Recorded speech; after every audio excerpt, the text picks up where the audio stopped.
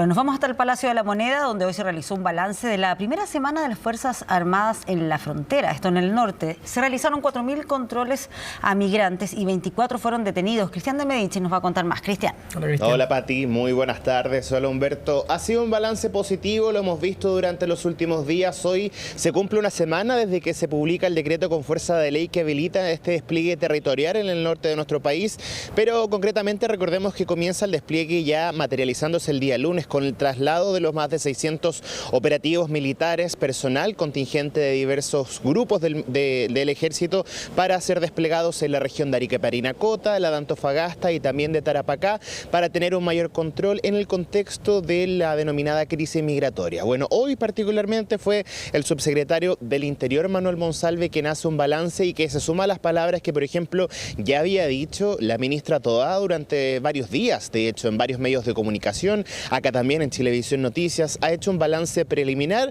porque recordemos que este es un proceso que en inicio, quiero decir, tiene una duración de 90 días, recordemos que hay protocolos bastante estrictos y ya han habido entonces cifras bastante importantes que hay que destacar. Ustedes lo adelantaban ahí en la presentación del despacho, son 1.497 controles de identidad que se han realizado en Arica y 23 detenciones, mientras que en Tarapacá se han efectuado 3.023 controles con una persona detenida. Todo esto en el contexto también de este despliegue que se está realizando particularmente en las zonas fronterizas, en las zonas donde se había detectado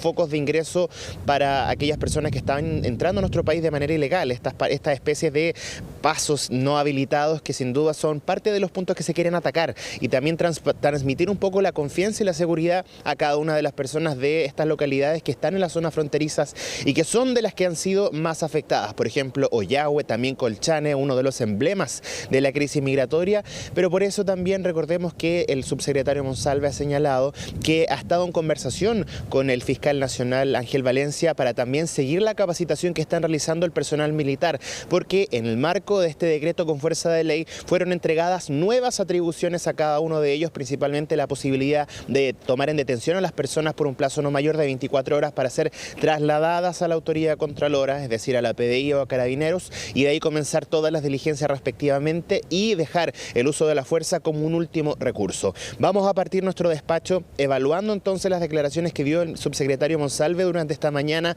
particularmente con las primeras cifras que obtenemos luego del patrullaje que están realizando personal militar, también la Policía de Investigaciones y Carabineros en las zonas fronterizas donde sabemos han sido duramente afectadas por este descontrol de personas que han ingresado sin documentación y que ahora tratan un poco de calmar la situación en esos lugares y también transmitir la seguridad a cada uno de los residentes que ya había solicitado esta medida hace varios años. Escuchemos parte de esas palabras. El 93% de las personas que ingresan de manera irregular a Chile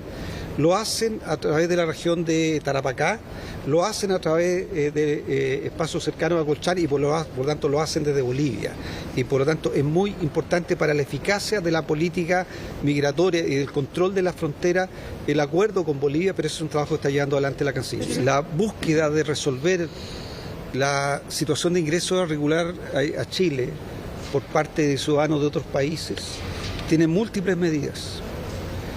Todas en su conjunto pueden permitir controlar la situación. No es posible mirar el fenómeno migratorio sin lo que ustedes preguntaron, que es la posibilidad de tener un acuerdo con Bolivia en materia de reconducción. Lo que mencionaba ahí el subsecretario es bien relevante. El acuerdo que se busca y que se está tramitando por Cancillería con Bolivia buscaría establecer un protocolo para aquellos que son reconducidos, es decir, aquellas personas que son sorprendidas intentando ingresar a nuestro país, pero que vayan a ser devueltas a su punto de origen. No así aquellos que ya han sido identificados y que se encuentran dentro del territorio nacional. Ha sido uno de los puntos más criticados, por ejemplo, dentro de este despliegue, pero sin duda ya ha habido un reconocimiento de que esta medida no va a ser suficiente para frenar la crisis en el norte de nuestro país. Se van a ir sumando también críticas por parte de algunas empresas, rubro político, pero también alcaldes. Incluso durante esta semana vimos como algunos ediles de las comunas más importantes de estas tres regiones estaban solicitando incluso que el mismo personal militar se trasladara a las zonas urbanas donde también ya ha habido una cantidad importante de presencia de personas que posiblemente no tienen documentación. Sabemos que este decreto con fuerza de ley que se establece en el marco de la Ley de Protección de la Infraestructura Crítica no contempla las ciudades, sino infraestructura bastante específica y entre estas obviamente las fronteras. Por eso es parte del debate que sin duda va a continuar durante todas estas semanas y posiblemente durante los próximos días hasta que se cumpla el plazo inicial, que recordemos es de 90 días. Ahora vamos a cambiar de tema en el sentido de la misma declaración y el balance que estaba realizando el subsecretario Monsalve, pero ahora con respecto a lo que ocurre en la macrozona sur, en el sur de nuestro país, particularmente en la Araucanía, por la denominada situación que ocurre con el conflicto allá y también por los hechos de violencia que han ocurrido en esa macrozona con respecto al decreto y también con establecer un estado de excepción constitucional. Se entregó un balance positivo en términos de cifras y en eso también el subsecretario hizo un balance que señala que, por ejemplo, si nos vamos al periodo del 18 de mayo al 26 de febrero, que pudiésemos comparar en el año 2021, 2022 y ahora en el 2023, hay una disminución en promedio del 35% de los hechos de violencia y es una buena noticia porque se sostiene en el tiempo, no es coyuntural. Esto responde también a las críticas que se habían realizado en el Congreso por los procesos que se hacen, por ejemplo, las sesiones para nuevamente renovar los estados de excepción constitucional. Sabemos que detrás de todas estas medidas que se están aplicando en la zona sur existe también una notable intención política de diversos bandos, por supuesto, al momento de que se despliegan las Fuerzas Armadas. Se trata de disminuir los hechos de violencia. Sabemos que han ocurrido durante los últimos años hechos bastante llamativos con quemas de industria, también con escenas bastante lamentables, pero por lo menos ahora el balance es positivo en el sentido de que esta medida está funcionando y está entregando buenos frutos. Por eso preste mucha atención a las palabras que también entregó el subsecretario durante esta mañana, haciendo un balance de lo que ha sido la aplicación de esta medida durante los últimos años. Si uno compara los periodos de los 18 de mayo al 26 de febrero, que pudiéramos comparar ambos periodos del año 2021, 2022, 2022, 2023, hay una disminución en promedio del 35% de los hechos de violencia en la macrozona sur. Eso es una buena noticia porque es una baja que se sostiene en el tiempo, no es coyuntural. Hace ya varios meses que hemos logrado sostener una disminución persistente en los hechos de violencia en la macrozona sur, particularmente sobre el 75%. Quiero destacar la disminución de los ataques incendiarios, tanto a inmuebles como a camiones, que han disminuido un 45%. Cristian, en otro tema, ¿qué se ha sabido a propósito del rumor que sigue creciendo de un eventual cambio de gabinete? Algunos planteaban que incluso podría haber sido hoy, viernes, y otros dicen que esto puede ocurrir hasta el martes, porque el miércoles es una nueva conmemoración del 8M y luego el presidente tiene un viaje precisamente a Tarapacá. Sí, de hecho todavía siguen los rumores, hay mucha expectación. La pregunta que muchos se hacen, cuáles ministros se mantienen en sus cargos, cuáles van de salida, y también lo que ocurre, por ejemplo, con las subsecretarías, que no es un debate menos importante. Bueno, por ahora fuentes internas obviamente ya señalan que el cambio de gabinete sería concretamente la próxima semana, sobre todo por las señales que ya se han visto durante estos últimos días. Primero, partiendo por lo que dijo el mismo presidente Gabriel Boric cuando estaba llegando al Palacio de la Moneda, que el cambio de gabinete lo decidía él y lo ejecutaba él, no los partidos políticos ni alguna pauta externa. Después, las declaraciones que han brindado posibles ministros que van a salir de sus cargos. Por ejemplo, veíamos ayer que el ministro de Obras Públicas también hacía declaraciones al respecto, señalaba que estaba apuntando a la responsabilidad del mismo presidente, pero una de las figuras que claramente ya no va a sufrir la misma modificación que tuvo quizás en el pasado cambio de gabinete que se registró allá por el mes de septiembre del 2022 es el ministro de Desarrollo Social, Giorgio Jackson, una figura emblemática de la campaña presidencial del presidente Boric, quien recordemos por aquellos años, es decir,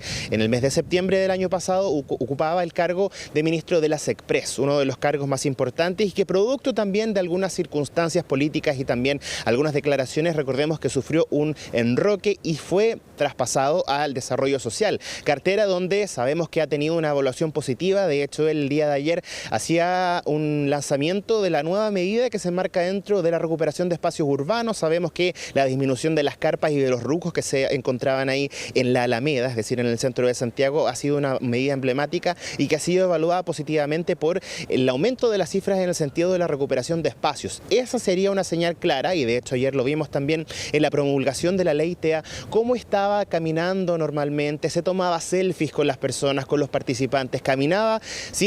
con completa normalidad, quiero decir, por el Palacio de la Moneda, y para algunos entendidos esa sería una clara señal del respaldo que tiene el presidente Gabriel Boric para no mover a Giorgio Jackson de la actual cartera que él preside, es decir, Desarrollo Social. Por eso también ha existido muchas dudas de lo que pueda ocurrir durante la próxima semana, cuando ya, como ustedes lo comentaban, hay una agenda bastante acotada, viene la conmemoración del 8M, está el viaje del presidente Gabriel Boric y también incluso algunos recomendaban que este cambio de gabinete se hiciera posteriormente ya en el mes de abril. Bueno, existen diversas voces, diversas recomendaciones, pero también declaraciones de espectro político. Tenemos algunas que hemos recopilado durante la mañana para usted, para que pueda conocer un poco qué es lo que ocurre en esta antesala de este eventual cambio de gabinete que ya está ante cualquier luz claramente materializado. Ya se están tirando las primeras tratativas al interior del Palacio de la Moneda y que posiblemente vamos a conocer durante la próxima semana. Escuchemos algunas declaraciones de algunos parlamentarios que hacen su balance personal de lo que podría ocurrir con el ministro Jackson, pero también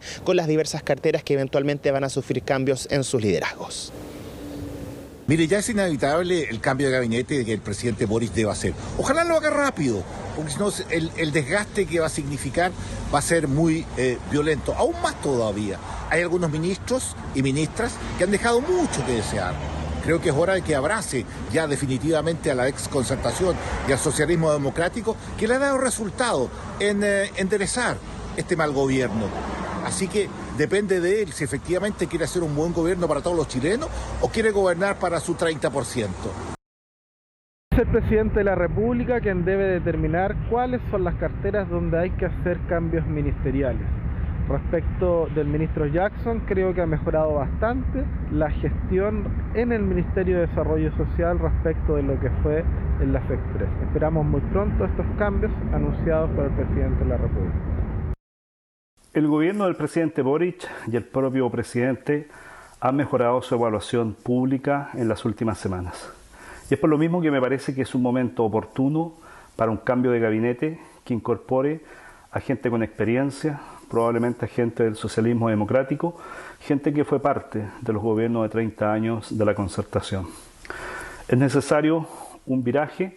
hacia posturas más socialdemócratas, hacia el crecimiento económico, hacia la seguridad ciudadana y enfrentar de manera decidida la violencia y la delincuencia y todo el crimen organizado que hoy día azota al país. Bueno, hay diversos elementos que acá van a converger para establecer evidentemente los cambios que puedan ocurrir durante los próximos días. Tenemos lo que ocurrió hace algunos meses atrás con los denominados indultos que realizó el presidente Gabriel Boric. Tenemos también las medidas que se han aplicado en el contexto del control migratorio, como lo que ocurre con el despliegue en la macrozona norte, y otras medidas que quizás puedan aumentar la valoración que está realizando las diligencias entre el mismo presidente con sus ministros. Ahora, lo que apuntan algunos expertos es que acá responde directamente con la expertise que tengan cada uno de ellos y que esto se pueda traspasar en las diligencias y los planes que estén realizando para establecer nuevas, por ejemplo, estrategias de comunicación o estrategias de nuevas medidas políticas. Por ejemplo, lo que ocurrió con el cambio del Ministerio del Interior cuando asume la ministra Toá y toma entonces el mando de esta cartera que, recordemos, tiene un rol bastante importante dentro de la gestión de nuestro país. Algo similar se espera por algunos analistas políticos y por otra parte que se puedan reforzar aquellas figuras que han jugado un rol fundamental durante estos últimos meses y por eso también tenemos declaraciones para usted de parte de algunos de los expertos que analizan hacia dónde debería ir la dirección del cambio de gabinete, cuáles deberían ser los elementos que el presidente Gabriel Boric tiene que considerar obviamente al momento de decidir quién sale y quién permanece en su cargo y también el balance en general de lo que ha sido este proceso repleto de dudas, repleto de interrogantes y que por supuesto pasamos a escuchar a continuación. El ajuste o cambio de gabinete del que se ha hablado en las últimas semanas debe enfocarse a lo menos en dos objetivos. Por una parte, corregir los problemas en la gestión de gobierno, en el sentido de cambiar algunas autoridades que hoy día no están contribuyendo a una acción colectiva del gobierno que produzca resultados. Pero en segundo lugar, un ajuste tiene que dirigirse también a corregir las asimetrías de poder que hoy día están representadas al interior del gobierno. Revisábamos el balance que hace algunos de los analistas políticos de este episodio que sin duda está marcado por dudas, certezas e interrogantes. La certeza que yo se los comentaba es que claramente el ministro Jackson cuenta con el respaldo porque ayer lo veíamos en la promulgación de la ley TEA caminando normalmente. Esto se traduce en una señal tácita quizás de lo que es esta valoración que hace el mismo mandatario de uno de sus ministros más emblemáticos. Recordemos que también hay una amistad detrás, una fidelidad o una lealtad, como se traduce en términos políticos también de parte de Giorgio Jackson hacia el mismo presidente, y por otra parte la incertidumbre que existe entre los otros ministerios que sabemos que han tenido episodios clave, también una evaluación que se hace constantemente y por supuesto lo que dicen las encuestas, así que es un panorama bastante llamativo que vamos a estar muy atentos. Tenemos por supuesto pronosticado seguir tocándole la puerta a cada uno de esos parlamentarios que puedan hacer su balance o incluso las mismas predicciones que puedan hacer de un escenario que puede cambiar durante la próxima semana. Por lo menos sabemos que hoy ya no se va a hacer el cambio de gabinete, así que sin duda la otra semana ya tendríamos esa confirmación, la novedad de quienes salen, de quienes entran y quienes permanecen, por supuesto, en su cargo durante los próximos meses. Claro, se toca ahí el corazón político del gabinete, son más bien ministros sectoriales, serán aquellos que no son tan conocidos, pese a que haya transcurrido un año, serán las subsecretarías las que se verán con más modificaciones, todo eso es parte de las especulaciones previas. Así que, Cristian de Medici, quedamos ahí atentos a esas informaciones. Buenas tardes.